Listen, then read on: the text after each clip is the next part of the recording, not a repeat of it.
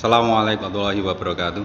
Waalaikumsalam warahmatullahi wabarakatuh. Yang kami hormati Bapak Kepala Sekolah SMK Muhammadiyah Danjatinong. Yang kami hormati Bapak Ibu Guru SMK Muhammadiyah Danjatinong. Alhamdulillah hari ini kita bertemu kembali dalam acara atau agenda kegiatan kami di calon guru penggerak di SMK Muhammadiyah Danjatinong ini. Pertama-tama marilah kita panjatkan puji syukur kehadirat Allah Subhanahu wa taala yang mana pada hari ini kita diberi kenikmatan berupa nikmat sehat, nikmat sempat, kita diberi anugerah yang luar biasa bisa berkumpul di sini. Sholawat serta salam semoga selalu tercurahkan kepada uswah hasanah kita Nabi besar Muhammad Shallallahu Alaihi Wasallam beserta keluarga, para tabiin dan pengikutnya hingga akhir zaman. Terima kasih Bapak Ibu telah memenuhi undangan kami berkaitan dengan aksi nyata atau diseminasi kami di calon guru penggerak dari Angkatan 9 dari Klaten. Kami nanti akan diseminasi atau ilmu yang kami dapat di modul 1 ini akan kami sampaikan ke Bapak Ibu guru semuanya di kesempatan ini. Tapi sebelum nanti acara kita mulai, nanti untuk pertama awalan yaitu prakata dari Bapak Kepala Sekolah SMK Muhammadiyah Danjatinong. Nanti dilanjutkan langsung ke kami di inti acara hari ini. Langsung saja untuk pembukaan, marilah kita buka acara siang hari ini dengan membaca basmalah bersama-sama. Bismillahirrahmanirrahim. Mudah-mudahan dengan membaca basmalah tadi, acara siang hari ini bisa berjalan dengan lancar dan mendapat berkah dari Allah Subhanahu wa taala. Acara yang kedua, prakata atau sambutan dari Bapak Kepala Sekolah SMK Muhammadiyah Danjatinong, Bapak Arif Muhammadi. Waktu dan tempat kami persilahkan. Terima kasih. Assalamualaikum warahmatullahi wabarakatuh. Alhamdulillah, puji dan syukur mari senantiasa kita panjatkan dari Allah Subhanahu wa taala. Pada siang hari ini kita bisa bertemu, kita bisa bermuajahah dalam rangka berbagi ilmu, diseminasi dari teman kita yang ikut di CGP Angkatan 9. Selanjutnya salawat salam semoga kita perlimpahkan pada junjungan Nabi besar Muhammad Sallallahu Alaihi Wasallam. Semoga kita dipantaskan, kita mendapatkan syafaat. Bapak Ibu yang saya hormati, yang pertama saya menyambut baik dari program CGP yang salah satunya adalah Bapak Ibu, apa yang mindset yang ada di penggerak, artinya sebagai figur sekolah pribadi yang bisa ke depan, kemudian yang kedua bisa menggerakkan yang lain, itu yang sangat kita harapkan. Maka tentunya itu nanti manfaat yang luar biasa akan kita dapatkan ketika kita bisa berbagi dengan teman-teman kita, saudara kita pertama di satu unit sekolah dulu, di satuan pendidikan. Nah, inilah yang sangat kita harapkan, bagaimana nanti teman-teman kita, Bapak Ibu guru yang menjadi calon guru penggerak. Nah, sebelum menjadi guru penggerak baru menjadi calon dulu ketika di diklat yang salah satunya adalah diseminasi. Maka tentunya ini menjadi bagian dari kegiatan itu yang sangat bermanfaat bagi diri pribadi, bagi calon guru penggerak dalam rangka pengembangan diri. Kemudian yang kedua, kita bisa berbagi dalam rangka kita membagikan ilmu kita. Bapak Ibu yang saya hormati, yang pertama bahwa sekolah, bahwa bagaimana kita menatap ke depan itu tenaga ya guru itu harus bisa mengembangkan diri. Artinya pengembangan diri seorang guru ya kan itu harus selalu inovatif terus jadi. Karena kalau kita ikuti di perkembangan pendidikan terutama kita di SMK, maka kalau kita tidak selalu upgrade dengan perkembangan teknologi, upgrade dengan teknologi ya kan, maka upgrade dengan perkembangan di dunia industri, maka tentunya kita akan terlambat. Maka yang namanya guru itu sinau terus. Nah, jadi sing jenenge guru ki ya sinau karo yang selalu belajar dan mengajar. Kita bisa mengajar baik itu kalau kita belajar, Bapak Ibu. Maka si guru ki selalu belajar dan mengajar. Nah, maka kita bisa mengajar dengan baik kalau kita mau belajar. Maka ini satu filosofi yang baik, terutama juga kita di Muhammadiyah yang namanya kita sebagai seorang Islam yang namanya menuntut ilmu itu kan tidak ada batasnya. Maka tentunya ini menjadi bagian bagaimana kita melaksanakan apa yang dituntunkan Rasul. Jadi golek ilmu. Dengan golek ilmu apa? Kita bisa menambah kompetensi kita. Kita bisa mengembangkan diri kita. Nah, sehingga kita bisa menjadi lebih kompeten.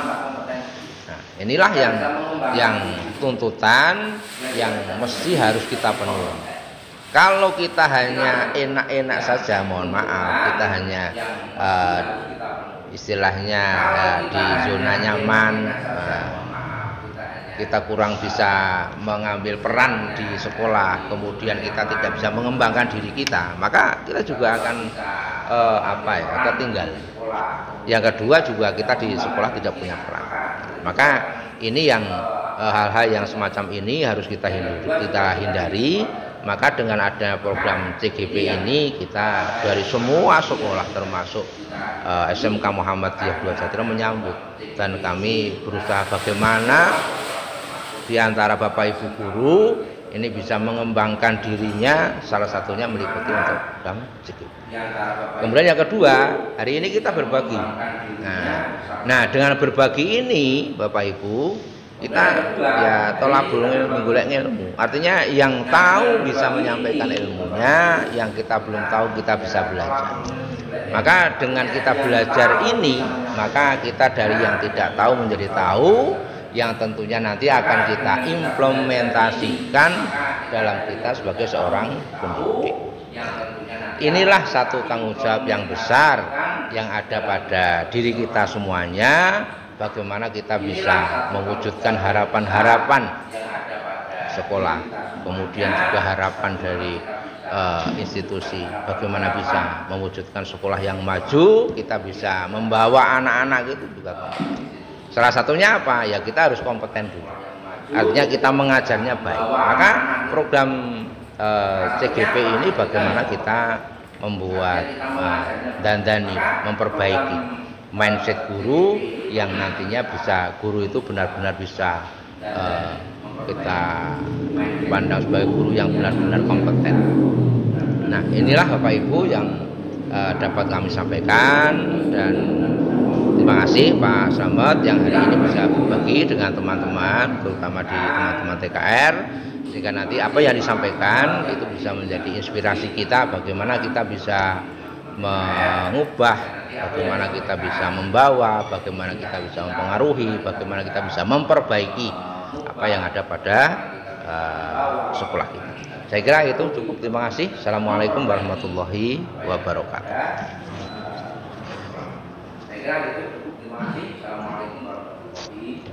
Terima kasih Pak Arif atas sambutannya. Dan mudah-mudahan nanti apa yang kami sampaikan bisa bermanfaat untuk kami pribadi dan umumnya untuk rekan-rekan semuanya. Dan mohon izin Pak Arif, nanti kami sampaikan paling 1 jam, kurang lebihnya 1 jam. Jadi mohon maaf, nanti pada rekan-rekan nanti kemungkinan kita kurang lebih 1 jam.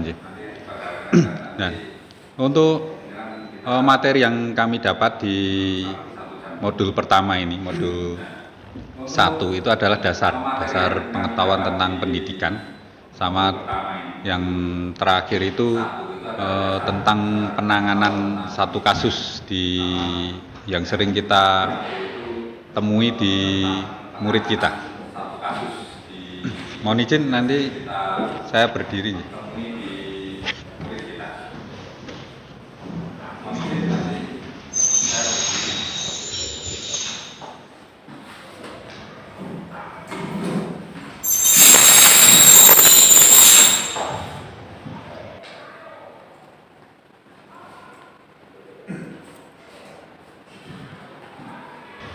Bapak Ibu, di modul 1 ini kami diberi materi tentang asas pendidikan yang disampaikan oleh Ki Hajar Dewantoro. Seperti yang kita ketahui, Bapak Pendidikan Nasional kita adalah Ki Hajar Dewantoro. Banyak ilmu yang didapat dari Ki Hajar Dewantoro berkaitan dengan pendidikan. Filosofinya itu dipakai sampai sekarang dan masih memenuhi dengan perkembangan zaman yang bisa modern ini. Seperti ini di asas pendidikan Ki Hajar Dewantoro atau kita sebut dengan KHD. Di kemarin Pak Hadi buat status itu di modul 1.1 ya Pak, yang kemarin menggunakan untuk status. Ini pengajaran merupakan proses pendidikan dalam memberi ilmu atau berfaedah untuk kecakapan hidup anak secara lahir dan batin. Ini kita mulai dari dasar. Murid kita itu bagaimana, siswa itu bagaimana, tujuan pendidikan kita itu dalam mendidik murid itu kita harus bagaimana. Kita di sini ini kita nanti mempelajari tentang dasar-dasarnya. Jadi berfaedah untuk kecakapan hidup anak secara lahir dan batin. Jadi tidak hanya lahirnya saja, pintarnya, tapi batinnya juga. Jadi kalau kita di sekolah Muhammadiyah itu juga ditambahi dengan bidang agama, dikuati dengan bidang agama. Nah ini menguatkan di bidang batinnya. Lalu pendidikan memberi tuntunan terhadap segala kekuatan kodrat yang dimiliki anak agar ia mampu mencapai keselamatan, kebahagiaan yang setinggi-tingginya, baik sebagai seorang manusia maupun sebagai anggota masyarakat. Jadi nanti kodrat anak itu kan dimiliki sejak lahirnya. Jadi bagaimana nanti anak itu berkembang di lingkungan, di sekolah nanti. Ini akan menentukan masa depannya juga. Nah, untuk pendidikan hanya dapat menuntun nih catatannya, dapat menuntun tumbuh atau hidupnya kekuatan kodrat yang ada pada anak agar dapat memperbaiki lakunya, bukan dasar hidup dan tumbuhnya kekuatan kodrat anak. Jadi kita sebagai pendidik itu anak-anak kita atau murid kita itu bukan kita umpamakan kertas kosong yang kita isi. Kertas kosong yang kita isi semaunya kita sebagai guru, bukan itu. Kita hanya menuntun seperti di kurikulum Merdeka ini. Di kurikulum Merdeka. Nah ini masih relevan dengan masa sekarang ini, kaitannya dengan kurikulum Merdeka, menuntun. Jadi apa yang ada pada anak itu kita tuntun agar nanti dia itu selamat, bahagia di akhirnya ini. Jadi anak bukan kita, mohon maaf, kita cekoi dengan apa yang kita targetkan. Jadi bukan kertas kosong yang kita sebagai guru untuk mengisinya, bukan itu. Kita hanya sebagai penuntunnya, menuntun tumbuh hidupnya, ya, kekuatan kodrat yang ada pada anak tersebut. Ini dijelaskan juga, proses menuntun anak diberi kebebasan, namun pendidik, nah kita sebagai guru atau sebagai pamong memberi tuntunan arahan agar anak tidak kehilangan arah dan membahayakan dirinya. Nah ini, biar selamat, jangan sampai anak itu melenceng. Kita tuntun di jalan yang benar, biar dia itu selamat dalam kehidupannya, tidak kehilangan arah. Nah, satu catatan lagi, kita sebagai seorang guru, seorang pamong, dapat memberikan tuntunan agar anak dapat menemukan kemerdekaan dalam belajar. Jadi banyak mungkin kita yang seperti saya ini sudah lebih dari 15 tahun ngajar. Biasanya itu kalau saya ngajar itu nanti setiap anak atau setiap murid itu kita sama ratakan sesuai dengan, jadi tidak membedakan kemampuannya. Lalu materi kita berikan sama rata, entah itu anak yang mohon maaf kurang pintar dengan anak yang pintar, itu kita sama ratakan. Nah, ini kalau di sekarang di kurikulum Merdeka itu bukan seperti itu. Jadi kita menuntun anak itu sesuai dengan kemampuan mereka, potensi yang ada pada mereka.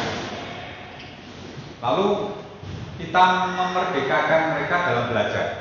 Misalnya ada satu materi pembelajaran. Misalnya kalau di otomotif itu misalnya melepas ban. Nah, di pelajarannya Pak Indra melepas ban.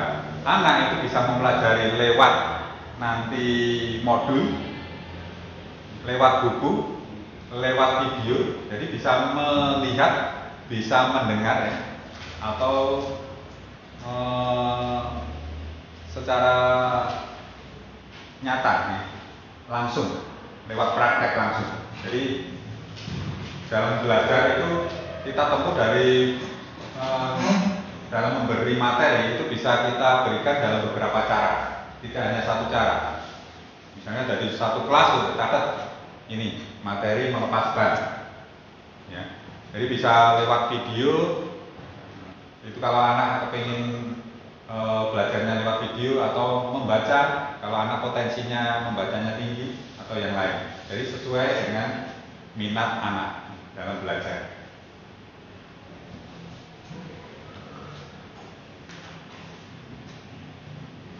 Nah, pendidikan bertujuan menuntun atau memfasilitasi, membantu anak untuk menebalkan garis samar-samar agar dapat memperbaiki lakunya untuk menjadi manusia seutuhnya. Nah, ini tadi saya sampaikan, anak bukan kertas kosong yang bisa digambar sesuai dengan keinginan orang dewasa. Jadi seperti yang saya sampaikan tadi, anak bukan, atau murid kita itu bukan kertas kosong yang kita isi semaunya kita sebagai guru. Potensi-potensi mereka itu kita hambat karena ego kita ya sebagai guru tidak memperdulikan kodrat anak ya, potensi anak yang ada pada dirinya. Ini kaitannya dengan kodrat alam dan kodrat zaman. Yang menentukan kekuatan sosial budaya Indonesia beragam dapat menjadi kekuatan kodrat alam dan zaman dalam mendidik, menuntun kekuatan kodrat anak.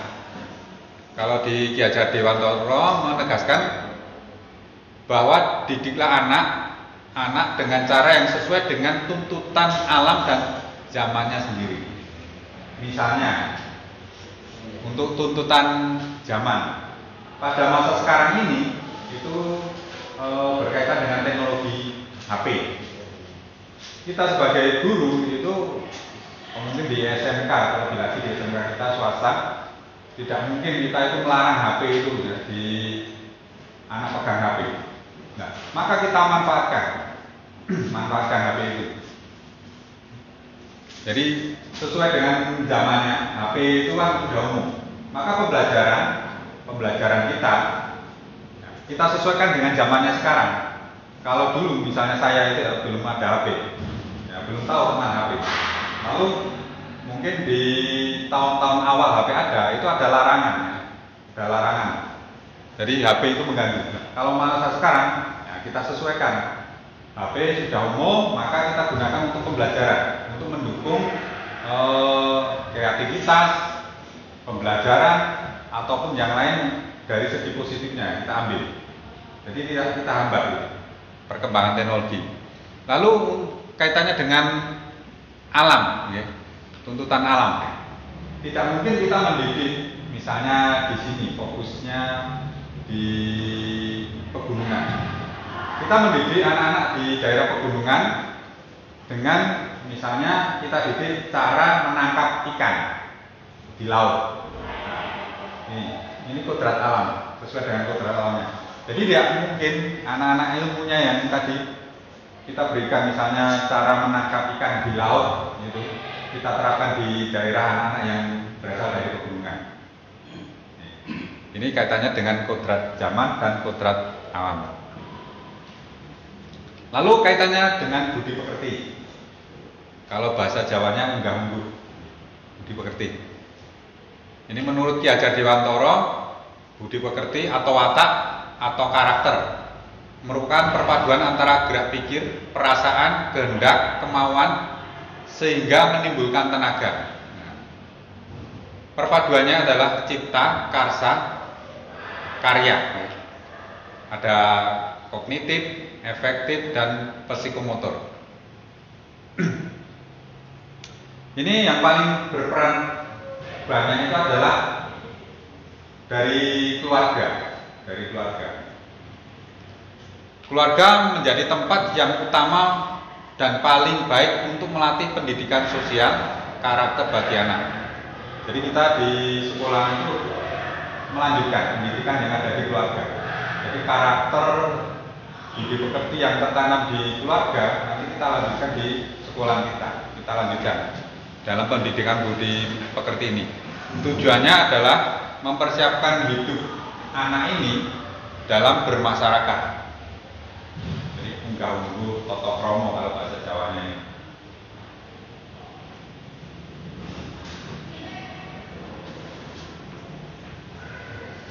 Lalu dari kaitannya dengan yang kami sampaikan tadi, ada 5 konsep dasar pemikiran dari Ki Hajar Dewantara. Yang pertama tadi adalah menuntun.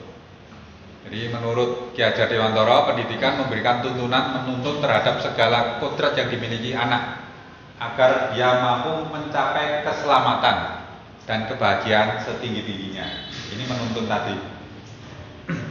Baik sebagai seorang manusia, sebagai anggota masyarakat juga. Jadi secara pribadi dan sosialnya.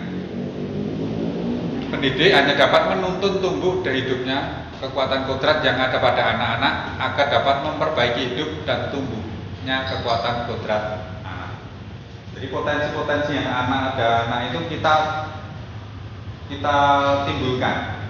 Yang muncul yang kelihatan itu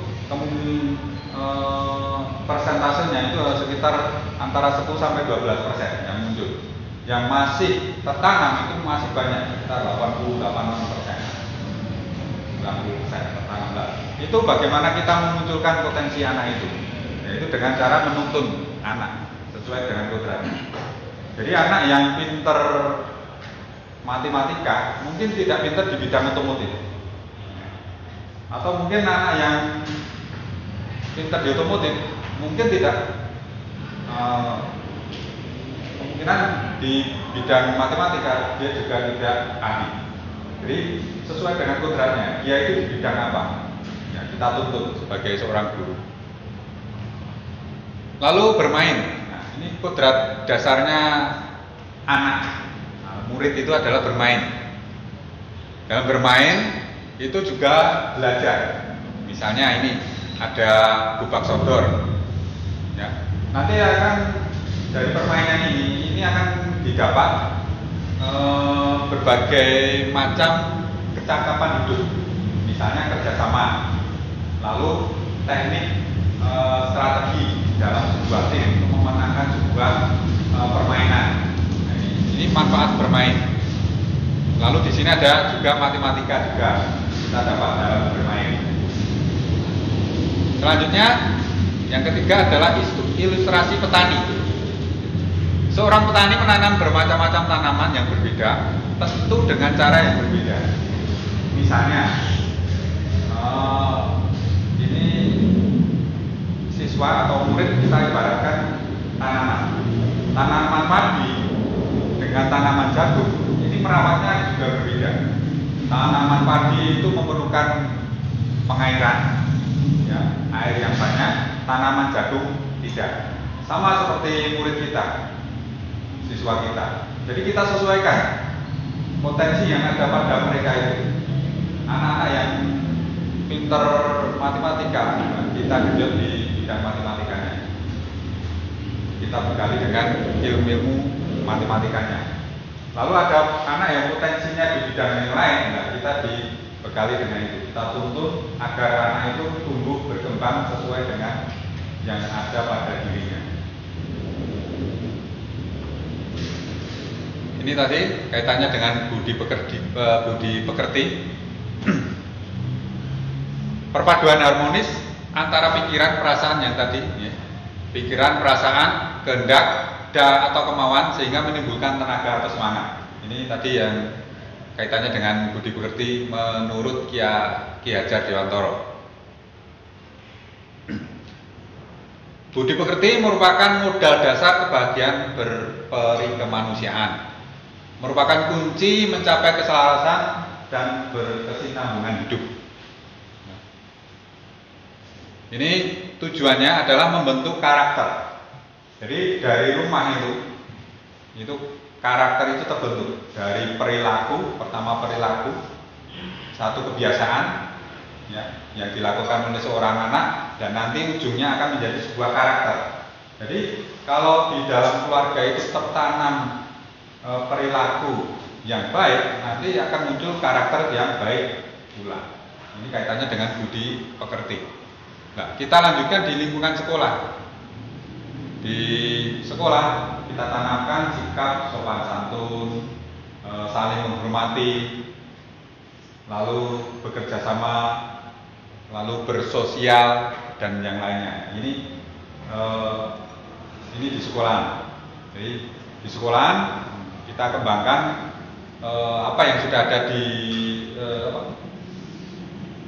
budi pekerti yang didapat dari keluarga itu kita kembangkan di sekolah. Sehingga nanti keluarnya anak-anak itu tidak hanya pintarnya, tapi attitude-nya juga dapat. Tidak hanya hard skill-nya, tapi soft skill-nya juga dapat. Jadi yang kita sampaikan pengganggu, ya, sopan santunnya itu juga didapat. Selanjutnya, ini yang terakhir, berhamba pada anak. Jadi bukan kita itu nyembah-nyembah anak, bukan. Ya. Ini dari pengalaman Ki Hajar Dewantara dengan anaknya ini. Kita harus memuliakan anak, memberi kebahagiaan, penghargaan setinggi-tingginya sehingga anak bisa selamat dan bahagia. Jadi berhamba pada anak itu bukan kita sendiko jauh dengan anak atau apa yang nanti diminta anak itu kita okekan, ya. Kita apa yang menjadi kemauan anak kita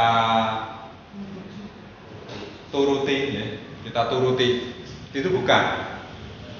Tapi berhamba pada anak itu ya memberi kebahagiaan.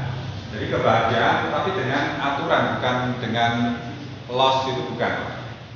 Jadi lewat aturannya. Jadi di sini ya penguatan pendidikan karakter didasari dari filosofi pendidikan Ki Hajar Dewantara ini, yaitu olah hati, etika, olah pikiran lewat literasi, olah karsa, estetika, dan olah raga, kinestetik. Jadi ini penguatan karakter yang dari filosofi Ki Hajar Dewantara. Ini dari kami di modul 1.1. Lalu kami di modul 1.2. Modul 1.2 ini kami mendapat materi tentang peran dan nilai guru penggerak. Peran dan nilai. Jadi peran kita sebagai seorang guru dan nanti nilai kita itu di sekolah itu bagaimana. Ini materi yang kita dapat di modul 1.2. Ini sekilas saja, mungkin nanti kita fokus di modul 1.4. Jadi di sini kita diberi materi tentang kebutuhan dasar manusia. Kebutuhan dasar manusia ya, yang ada itu yang pertama itu adalah kasih sayang, itu pokok itu. Kasih sayang, rasa diterima. Lalu yang kedua, kekuasaan. Lalu yang ketiga, kebebasan, dan keempat, kesenangan dan bertahan hidup. Ini kebutuhan dasar manusia secara genetis. Ada kasih sayang ya, di dalam keluarga ataupun di dalam suatu komunitas. Lalu kekuasaan, powernya ya. Selanjutnya kebebasan dia dalam bertindak. Selanjutnya kesenangan, fun. Lalu bertahan hidup. Kalau ditinjau dari segi murid, ada satu batasan-batasan yang perlu kita lakukan. Jadi jangan sampai nanti misalnya kebebasan ini terlalu berlebihan. Lalu kesenangan itu juga. Misalnya dalam satu kasus anak di kantin, selanjutnya biasanya anaknya pengen fun atau senang ya, lempar-lemparan makanan yang ada di situ. Itu anak-anak mendapatkan kesenangan. Tetapi itu adalah suatu hal yang negatif. Jadi itu perlu kita batasi. Kebebasan juga, walaupun itu merupakan kebutuhan dasar dari manusia. Nah, menurut Ki Hajar Dewantara ini, anak yang berumur 0 sampai 8 tahun sampai dengan 17 sampai 24 ada beberapa tahapan yang nanti mereka lalui. Untuk 0 sampai 8 tahun misalnya ini wiraganya ya. Raga, indra, imajinasi, bermain, belajar, eksplorasi, pengalaman, dan rasa pikir. Lalu di umur agak dewasa ya, mereka berkembang dari rasa tanggung jawab, lalu pembiasaan, irama, keseharian, jadwal rutin ya, selaras dengan sesama dan semestanya. Nah, ini di 0 sampai 8 itu sekitar taman kanak-kanak, PAUD ya, SD. Lalu 9 sampai 16 itu sekitar ada antara SD sampai dengan SMP ya. Lalu 17 sampai 24 itu sekitar SMA sama SMA plus ya, kuliah. Nah, ini perkembangan psikososialnya. Ini ada 0 sampai 1,5. Ini ada ketidakpercayaan ya. Belum dapat berjalan. Lalu mulai berjalan 1,5 tahun sampai 3 tahun ada rasa otonomi, ada rasa rendah diri. Lalu 3 sampai 5 tahun ada inisiatif, lalu ada rasa bersalah. Lalu selanjutnya sampai dengan nanti umur 18 sampai 40 tahun. Ada harapan, tekad, tujuan, lalu kompeten, loyalitas, dan cinta. Ini tahap perkembangan ya di psikososialnya. Nah, dikaitkan dengan undang-undang yang ada di Indonesia yang terbaru, Sistem Pendidikan Nasional, ini bab 1. Pendidikan adalah suatu usaha sadar terencana untuk mewujudkan suasana belajar dan proses pembelajaran agar peserta didik secara aktif mengembangkan potensi dirinya untuk memiliki kekuatan spiritual, keagamaan, pengendalian diri, kepribadian, kecerdasan akhlak mulia, serta keterampilan yang diperlukan dirinya, ya, masyarakat, bangsa, dan negara. Nah, dalam pendidikan ini perlu suasana dan proses pembelajaran mampu menguatkan anak di tingkat perasaan sehingga bersifat pribadi mendalam bagi masing-masing anak. Jadi tidak hanya kita sebagai seorang guru ya, seorang guru itu memberi ilmu itu kita misalnya memberi ilmu hilang ya, hilang atau hanya di hanya sekedar ilmunya saja, tidak sampai ke hati, ya, tidak sampai ke perasaan. Jadi ini yang pentingnya adalah perasaan, timbul dari dirinya itu yang paling penting, bukan dari eksternalnya. Yang paling baik adalah dari internalnya. Para pendidik harus mulai menguatkan dirinya untuk menumbuh kembangkan motivasi intrinsik. Nah, motivasi intrinsik ini yang penting sekali. Misalnya anak yang tidak sholat, kalau kita tanya, Mas kok nggak sholat? Ya. Baru kita tegur, dia baru sholat. Nah, kita tegur sholat. Itu unsur dari eksternal. Kalau anak itu mempunyai perasaan, ya, kalau itu merasa sholat itu sebagai suatu kewajiban, dia itu sudah sadar diri, tidak usah ditegur, anak itu sudah menjalankan, ya, atau sholat dengan sendirinya, atau belajar juga, tidak usah ditegur, anak itu sudah tahu kebutuhan sebagai seorang murid atau seorang siswa adalah belajar, tidak usah di oyak-oyak atau dikejar-kejar untuk belajar. Ini yang paling penting adalah unsur intrinsiknya yang timbul dari anak itu.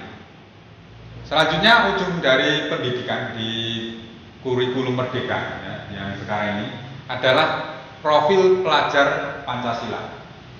Di ujungnya dimensinya ada 6, ada beriman, bertakwa kepada Tuhan Yang Maha Esa, dan berakhlak mulia, mandiri, bergotong royong, berkebinekaan global, bernalar kritis, dan kreatif.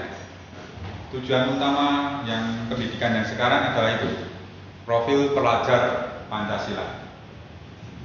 Dari segi hati, lalu kemandirian, gotong royong, bekerjasama, berkolaborasi, lalu berkebinekaan, saling menghormati, bernalar kritis, ya, kreatif, gitu. Nah, kita sebagai seorang guru itu mempunyai nilai seperti ini, ya, di kurikulum merdeka. Kita harus berpihak pada murid. Jadi bagaimana pembelajaran kita itu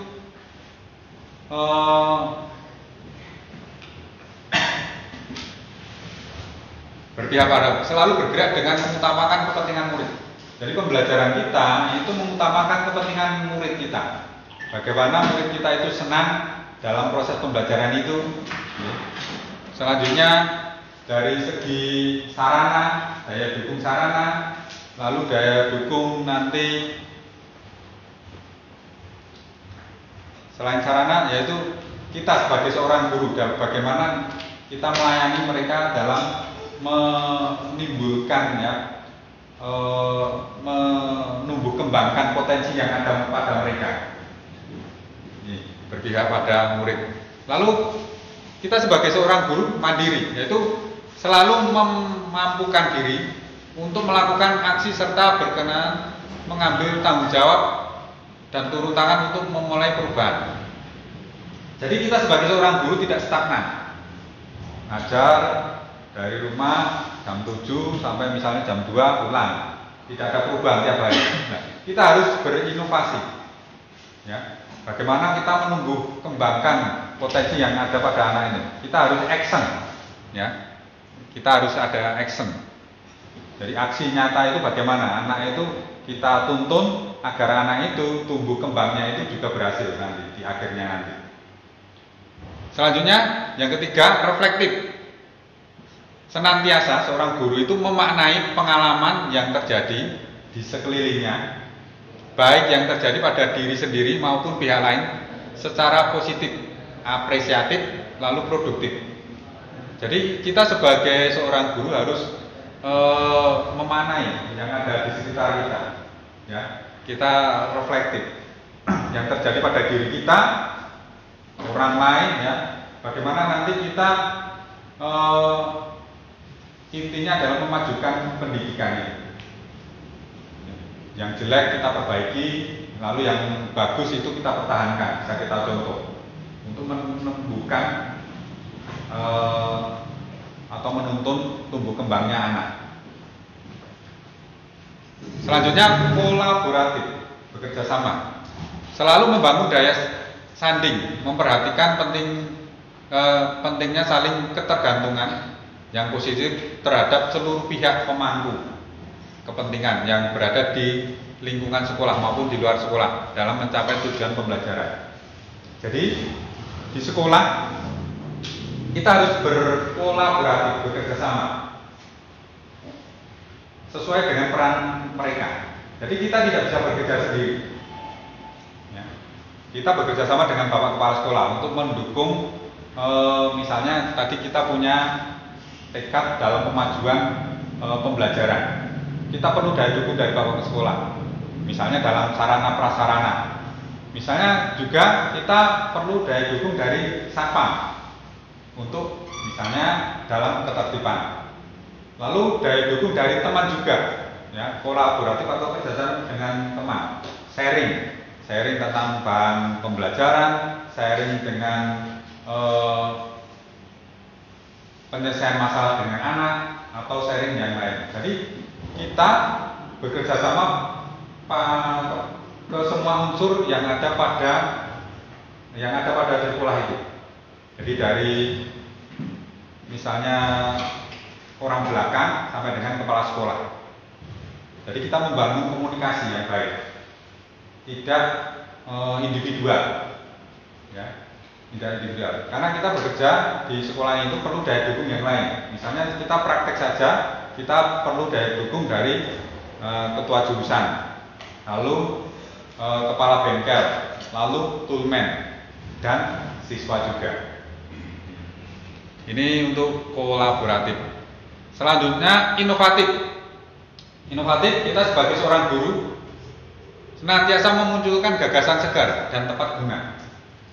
Jadi ada ide-ide apa saja nanti kita sampaikan. Misalnya ke Pak Kepala Sekolah, punya ide seperti ini Pak untuk memajukan sekolahan, untuk memajukan pembelajaran dan yang lainnya. Jadi kita punya ide-ide yang nanti bisa menumbuh kembangkan anak, lalu mengembangkan sekolah agar lebih baik. Ini peran kita sebagai seorang guru. Jadi ada 5. Ini kalau kita dan guru penggerak nanti kita lewati. Lalu visi, ya, visi berkaitan dengan visi. Visi di sekolah sudah ditetapkan oleh Bapak Kepala Sekolah kita. Kita tinggal mendukung mewujudkan visi itu. Ya. Visi adalah suatu cita-cita atau impian yang ingin diwujudkan oleh seorang guru terkait, kalau ini ya seorang guru ya, sosok murid atau sekolah impian di masa mendatang. Jadi bayangan saya nanti murid yang nanti kita luluskan itu yang bagaimana? Oh, yang bertakwa. Oh, yang berkompeten, berdaya saing, atau mungkin ahli di otomotif. Kita punya impian itu, seperti dalam pembelajaran kita. Nah, misalnya tadi yang kita contohkan awal di Sasis Pak Indra itu. Saya di kelas 2 itu punya impian. Nanti setelah pembelajaran saya, anak itu bisa yang pertama tambal ban, bisa nyetel rem, bisa ganti ban dengan berapa menit, ya, 4 ban itu hanya berapa menit. Nah, itu seperti itu. Jadi target yang bisa diwujudkan di masa mendatang. Kalau visi sekolah, nah, ini perlu kita dukung. Sekolah, Bapak Kepala Sekolah itu sudah mempunyai visi, ya, visi untuk mewujudkan sekolah itu yang bagaimana. Nah, kita sebagai guru itu mendukung dalam mewujudkan visi yang sudah ditetapkan oleh kepala sekolah itu, agar nanti juga apa yang dihasilkan sekolah itu terwujud. Misalnya berdaya saing global. Jadi anak-anak yang nanti lulus dari sini itu bisa berdaya saing global itu bagaimana? Nah, kita bekali itu, misalnya dengan tadi kodrat zaman.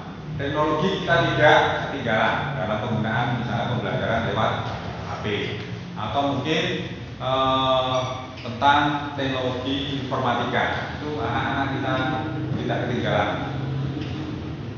Ini kaitannya dengan visi. Selanjutnya, nah ini kemarin di pertemuan pertama ini, ya Pak Arif, kaitannya dengan penetapan visi itu. Ada beberapa kalimat yang perlu disempurnakan, namanya kalimat rumpak. Antara kita, pribadi satu dengan pribadi lainnya, mempunyai angan-angan yang berbeda. Ya, di satu kalimat ini, misalnya saya memimpikan murid-murid yang bagaimana? Saya percaya bahwa murid adalah, jadi pribadi satu dengan pribadi yang lainnya ini mempunyai jawaban yang berbeda-beda. Tapi semuanya benar, karena tujuannya juga baik.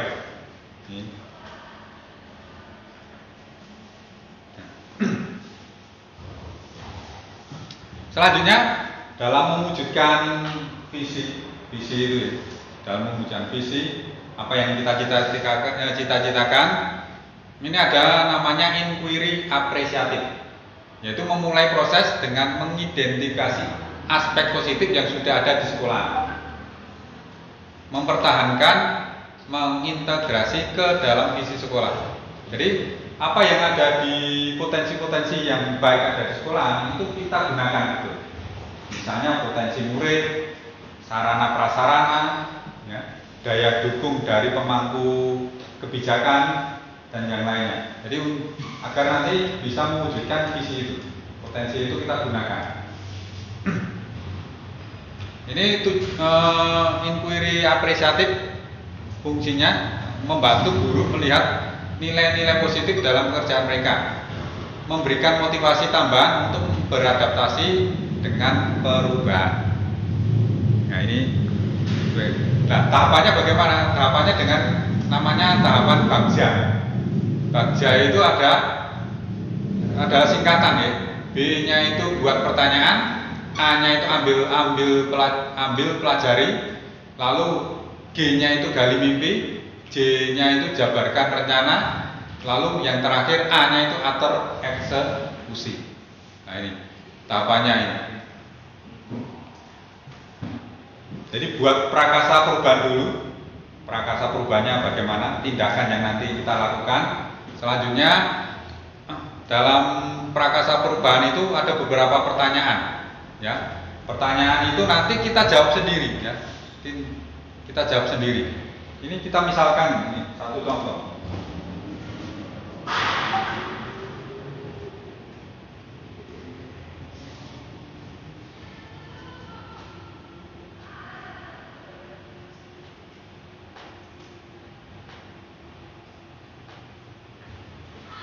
Satu contoh saja. Prakasa perubahannya itu mendapatkan lingkar pinggang ideal. Pertanyaan utamanya membuat pertanyaan lalu melakukan tindakan. Pertanyaannya, apa yang harus saya lakukan untuk mendapatkan lingkar pinggang ideal dengan cara yang sehat? Lalu tindakan apa yang nanti kita perlukan? Mencari informasi di buku atau jurnal kesehatan, berkonsultasi ke dokter gizi melalui aplikasi daring dan seterusnya. Jadi kita buat pertanyaan lalu kita jawab sendiri. Jadi kita rencanakan itu. Pertanyaannya ini nanti kita planning jawabannya seperti ini. Ini untuk prakasa perubahan untuk yang B-nya, ya, buat pertanyaan. Nanti sampai dengan aksinya kita.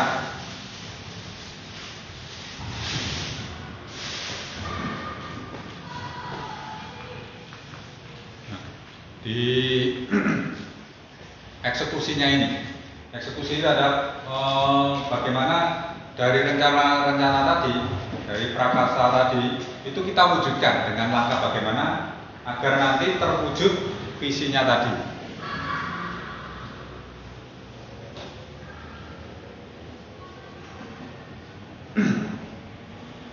Ini untuk visi ya. Visi utama itu adalah kalau untuk kurikulum Merdeka yang sekarang adalah menciptakan visi yang berpihak pada murid. Berpihak pada murid. Jadi lulusan yang berkompetensi, ya.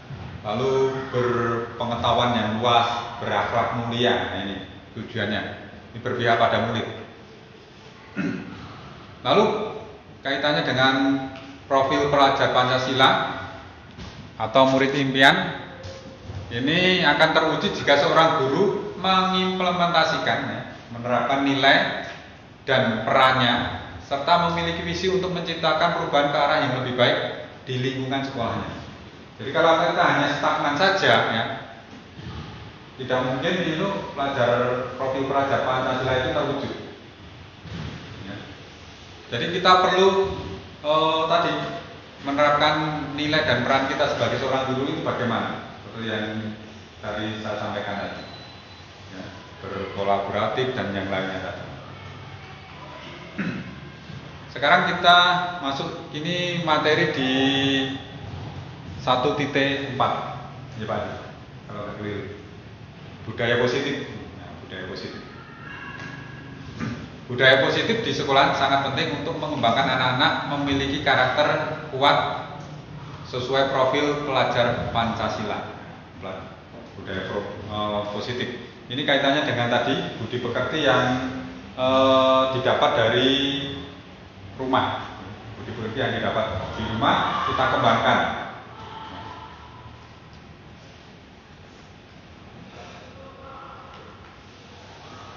Budaya positif ini misalnya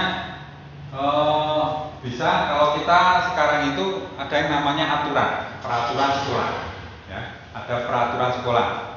Nah, mungkin Bapak Ibu sudah pernah mendengar tentang kesepakatan kelas, lalu kesepakatan sekolah. Pernah mendengar kesepakatan kelas, kesepakatan sekolah. Nah, nanti akan menjadi suatu kebajikan kelas dan kebajikan sekolah. Antara aturan dengan kesepakatan beda. Ya. Antara aturan dengan kesepakatan beda. Kalau aturan itu sudah ditetapkan, nanti konsekuensinya apa? Ya. Konsekuensinya apa? Tapi kalau kesepakatan itu tidak ada konsekuensinya, hanya kesepakatan antar individu yang ada di kelas itu.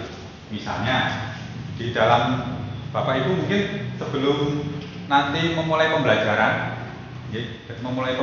misalnya mau praktek atau mungkin di ruang teori, kita buat kesepakatan kelas dulu.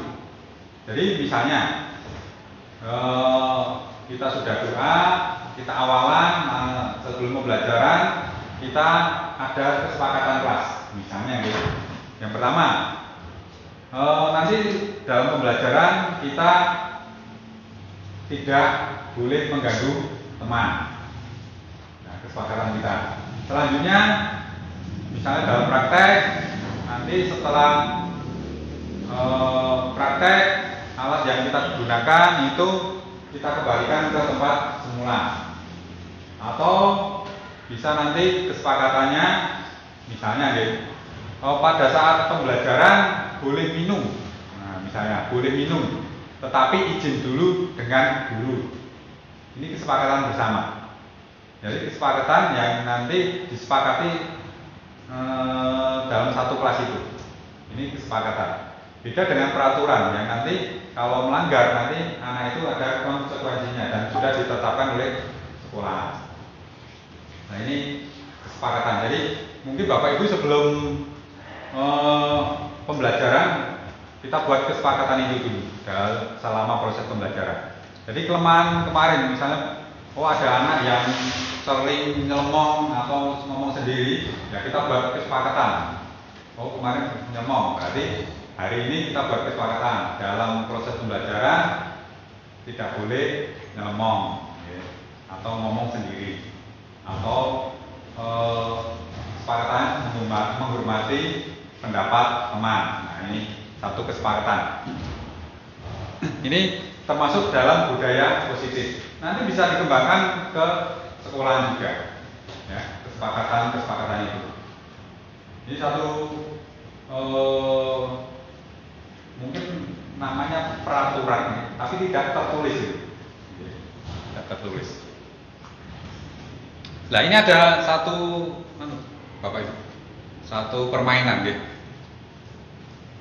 Anda dan teman Anda melakukan kegiatan. Ini namanya coba buka. Anda adalah A. Tugas Anda adalah mengepalkan salah satu tangan Anda. Lalu coba Anda bayangkan bahwa Anda itu menyimpan sesuatu yang sangat berharga di dalam kepalan tangan Anda itu. Jadi di dalam kepalan tangan jenengan itu ada sesuatu yang berharga, yang perlu panjenengan ya jaga, ya.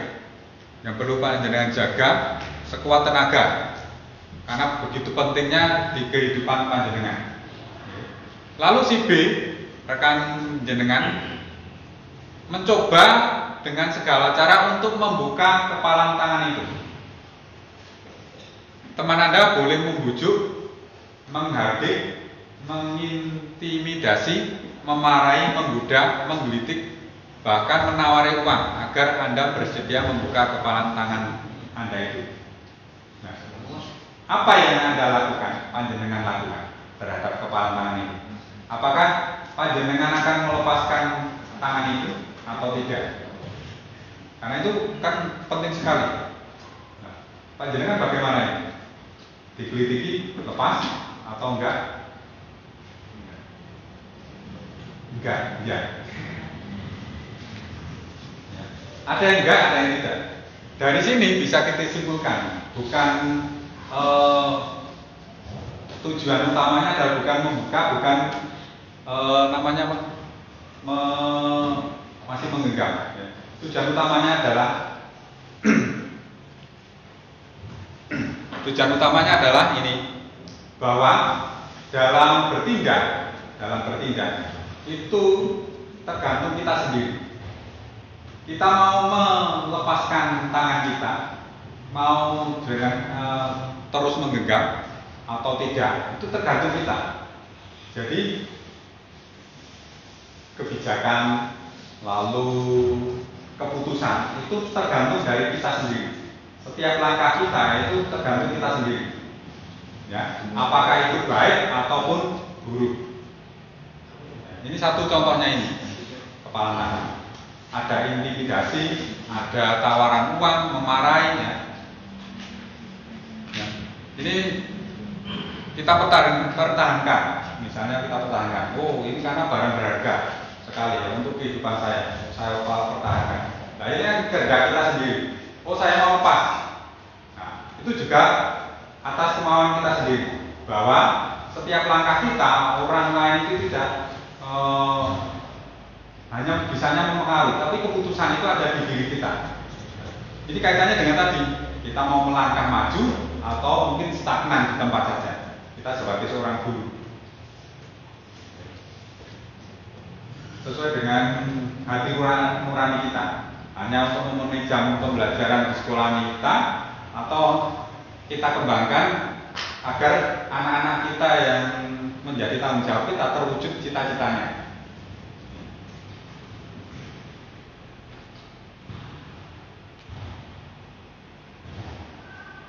Nah, jadi ini yang memegang kendali ya. Sesungguhnya siapa yang memegang kendali kontrol untuk membuka dan untuk kepalan tangan, kita sendiri ya, dalam kegiatan tadi. Selanjutnya ini ada 3 motivasi perilaku manusia. Yang pertama, menghindari kenyamanan atau hukuman. Yang kedua, mendapatkan imbalan atau penghargaan dari orang lain. Yang ketiga, untuk menjadi orang yang mereka inginkan dan menghargai diri sendiri dengan nilai-nilai yang mereka percaya. Satu contoh, saya datang jam 7 lebih sedikit, berarti kan saya terlambat. Pak Kepala ada di depan pintu. Nah, Pak Kepala ada di depan pintu, saya lewatnya belakang. Nah, lewat belakang saya absen agar tidak ketahuan Pak Arif. Nah, itu motivasinya, itu saya itu menghindari ketidaknyamanan atau hukuman. Nah, nanti kalau saya ketemu dengan Pak Arif, Pak terlambat, Pak selamat. Nah, misalnya itu. Motivasi saya untuk maju berarti ini menghindari itu. Atau mungkin mendapatkan imbalan. Jadi saya datang sebelum jam 7 karena Pak Arif menetapkan ada penghargaan. Nah itu. Ada penghargaan sebelum jam 7 sampai dengan jam berapa? Nah, ini karena motivasi kita itu ada imbalan atau penghargaan orang lain. Yang paling baik ini tidak ada penghargaan, tidak ada Pak Arif, walaupun kita Pak Arif di depan pintu, kita tetap menjalankan menjadi kewajiban kita. Misalnya datang sebelum jam 7, lalu pulang sesuai waktunya. Tidak karena tekanan dari kepala sekolah atau pihak lain, dari kesadaran kita sendiri. Menjadi orang yang mereka inginkan, menghargai diri sendiri dengan nilai-nilai yang mereka percaya. Jadi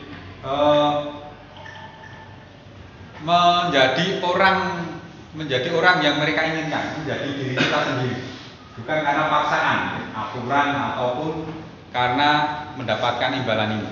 Ini 3 motivasi perilaku manusia di kami di materi di modul 1.4 ini.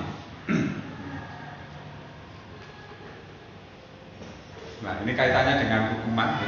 Mohon maaf, ini agak lompat-lompat. Hukuman, kita juga mengetahui ya, satu aturan ditetapkan, nanti konsekuensi dari kita melanggar aturannya juga adanya hukuman. Dalam menjalankan peraturan ataupun keyakinan kelas, bila ada suatu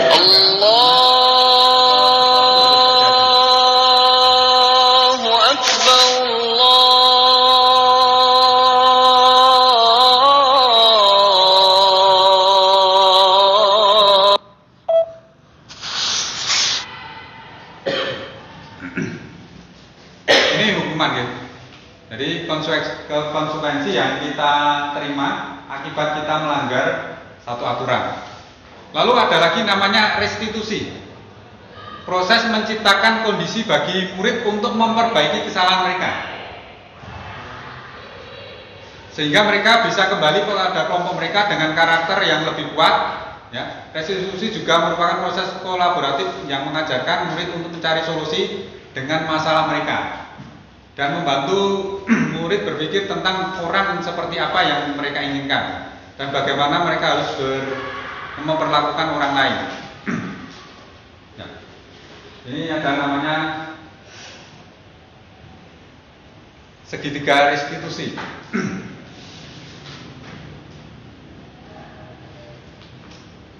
Mungkin ini satu tambahan. Mungkin sebenarnya saya titipnya di sini ya, kemarin diminta Pak Fajar ya.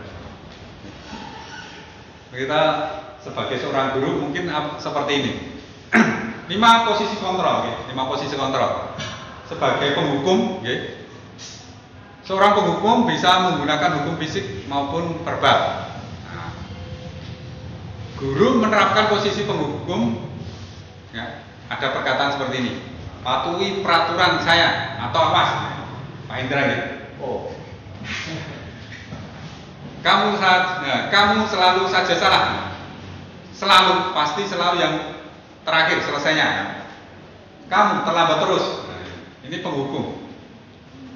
Guru seperti ini senantiasa percaya hanya ada satu cara agar pembelajaran bisa berhasil, yaitu cara pribadinya sebagai seorang penghukum. Lalu ada lagi ini, kita sebagai guru mungkin nanti kita bisa introspeksi diri, membuat merasa bersalah. Pada posisi ini biasanya guru bersuara lebih lembut. Pembuat rasa bersalah akan menggunakan keheningan yang membuat orang lain merasa tidak nyaman. Ya, bersalah, rendah diri, ya, kata-katanya sering keluar misalnya ini: Ibu sangat kecewa sekali sama kamu. Ya. Berapa kali Bapak harus memberitahu kamu ya? Gimana coba kalau orang tuamu kamu tahu kalau kamu berbuat begini? Di posisi ini murid akan merasa memiliki penilaian diri yang buruk kan, tentang mereka sendiri ya. Jadi murid itu seperti ditekan, dia itu memang bersalah. Lalu teman, pada posisi ini tidak akan menyakiti murid, namun akan tetap berupaya mengontrol murid melalui persuasi. Ya. Posisi teman pada guru bisa negatif ataupun positif. Positif di sini berupa hubungan baik terjalin antara guru dan murid. Guru di posisi teman menggunakan hubungan baik ya, dan humor. Ini kata-katanya nih. Ayo bantulah demi Bapak ya. Ayo ingat. Ayo ingat tidak bantuan Bapak selama ini. Ya sudah, kali ini tidak apa-apa. Nanti Ibu bantu bereskan. Nah, ini sebagai teman. Jadi lebih akrab dengan siswa. Jadi nanti suatu saat kalau panjenengan itu mengecewakan murid, ya murid nanti akan lepas dari panjenengan, merasa dia apa ya?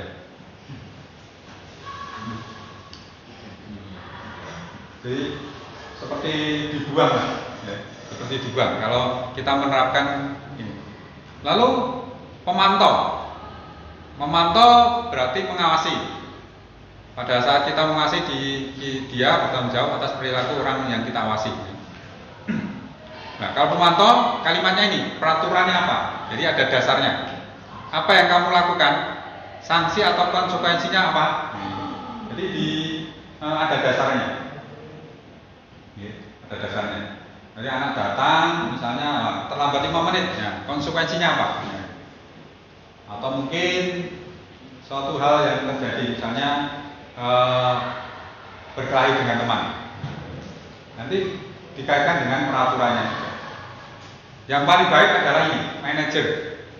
Kita posisikan diri kita sebagai seorang guru adalah sebagai manajer. Posisi di mana guru berbuat sesuatu bersama dengan murid, mempersilahkan murid mempertanggungjawabkan perilakunya, mendukung murid agar dapat menemukan solusi atas permasalahannya sendiri.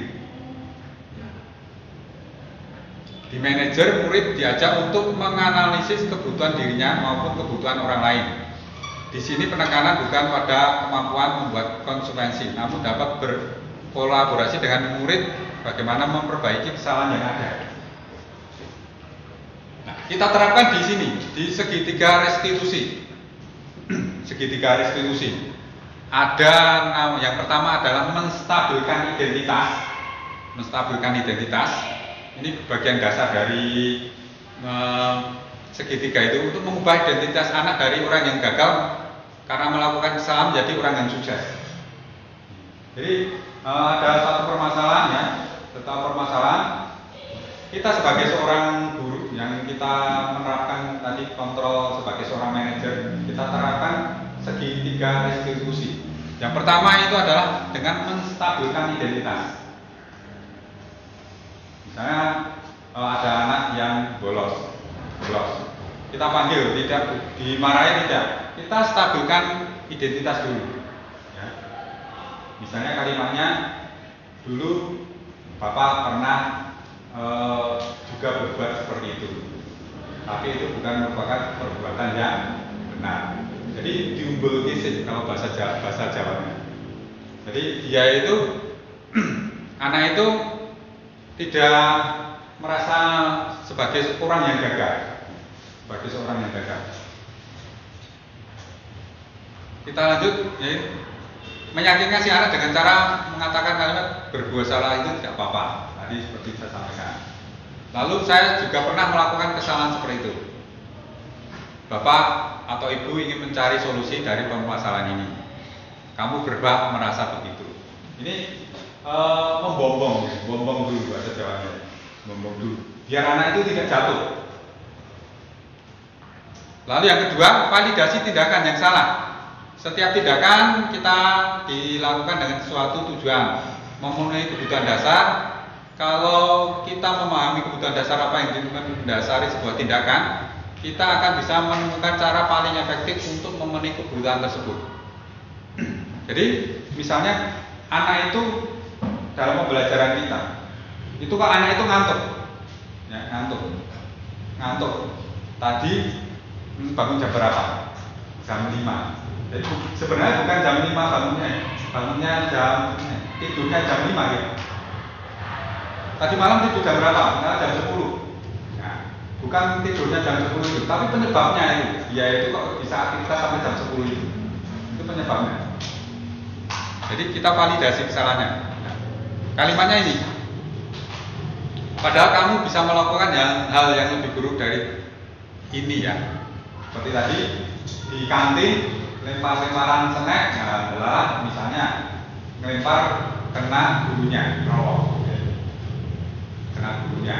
Atau mungkin di kelas anak sudah mengerjakan PR, ada anak yang mungkin minta PR, ya, meminta apa namanya, turunin, ya, meminta contekannya.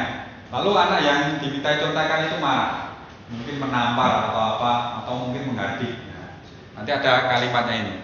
Padahal kamu bisa melakukan hal lebih buruk dari ini ya. Lalu yang ketiga, menanyakan keyakinan. Ketika identitas sukses telah tercapai, langkah 1, lalu ada langkah 2, maka anak kita siapkan untuk dihubungkan dengan nilai-nilai yang dia percaya dan berpindah menjadi orang yang dia inginkan. Ya, pertanyaannya, misalnya ini, apa yang kita percaya sebagai keyakinan kelas atau di keluarga? Apa nilai-nilai umum yang kita telah sepakati? Lalu apa bayangan kita tentang kelas yang ideal? Jadi kita hubungkan dengan kesepakatan yang mungkin telah kita buat, ya, misalnya di dalam keluarga, misalnya dalam keluarga kok anak pulang malam, ya, atau mungkin yang lainnya juga. Jadi ada 3 itu untuk segi 3 restitusi. Yang pertama adalah menstabilkan identitas biar anak tidak jatuh. Lalu yang kedua validasi. Yang ketiga adalah menanyakan keyakinan mereka. Ini terakhir. Demikian ya modul yang telah saya dapatkan di modul 1 di calon guru penggerak selama sekitar 2 bulan lebih. Ada sekitar 4 modul yang kami selesaikan. Dari dasar tadi tentang filosofi diajar Dewantoro, selanjutnya nilai dan peran guru, lalu visi guru, selanjutnya ketiga adalah yang keempat adalah budaya positif. Semoga hal ini bisa bermanfaat bagi kami pribadi dan umumnya untuk sekolah dan panjenengan semuanya. Terima kasih atas waktunya. Sampai dengan sore hari ini bisa meluangkan waktu dan mudah-mudahan bermanfaat bagi kita semuanya. Langsung kita tutup.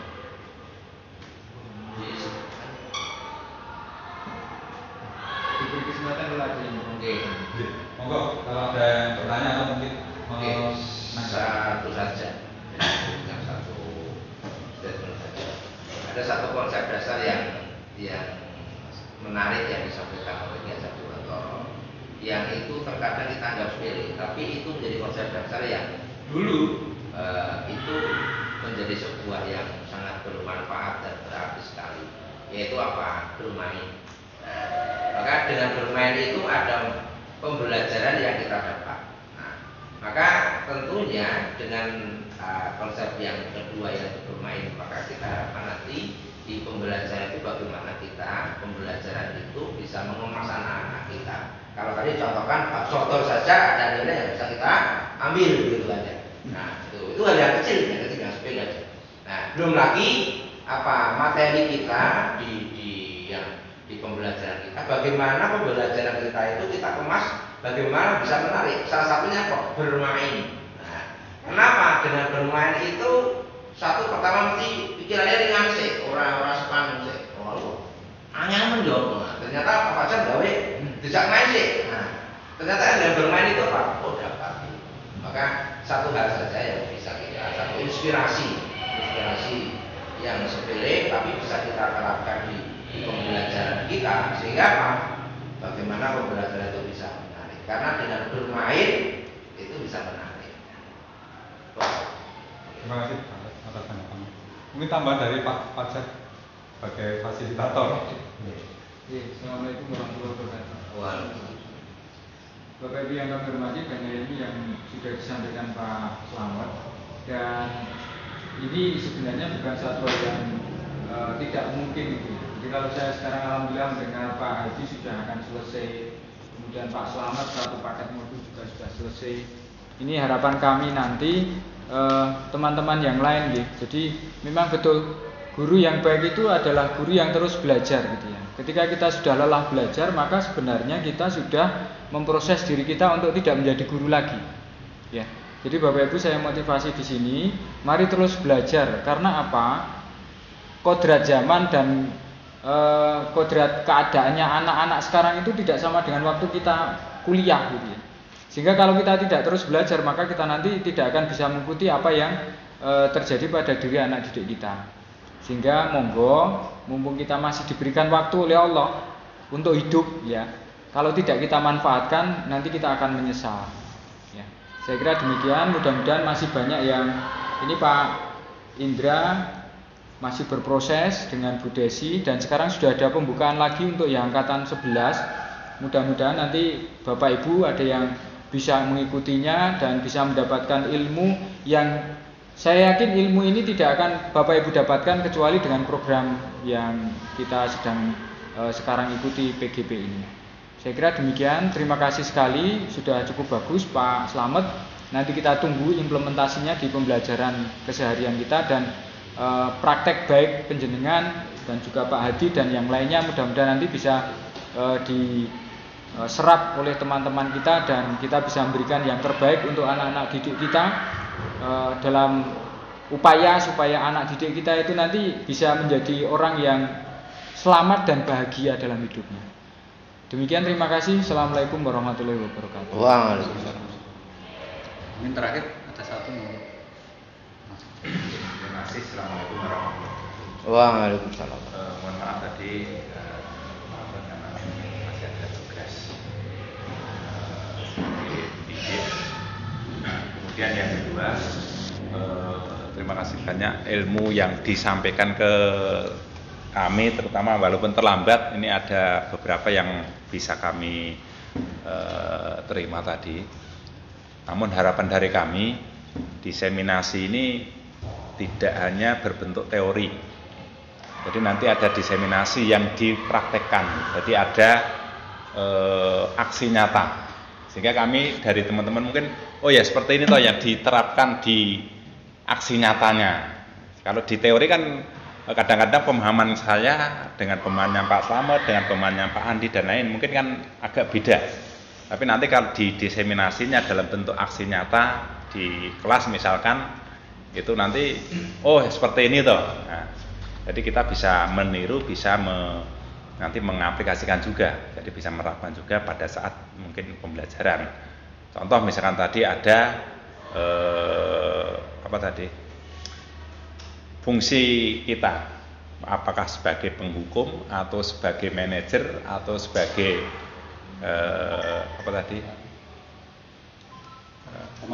pemantau. Nah, jadi nanti yang diposisikan sebagai manajer itu kan kalau kita sebagai pemahaman kita mungkin secara teori yang disampaikan Pak Slamet kan oh seperti ini, tapi mungkin nanti di prakteknya mungkin yang mau mempraktekkan itu yang sulit ya. Jadi kalau misalkan membaca sebagai manajer ini seperti ini, tapi nanti di lapangan di aksi nyatanya itu kan yang susah.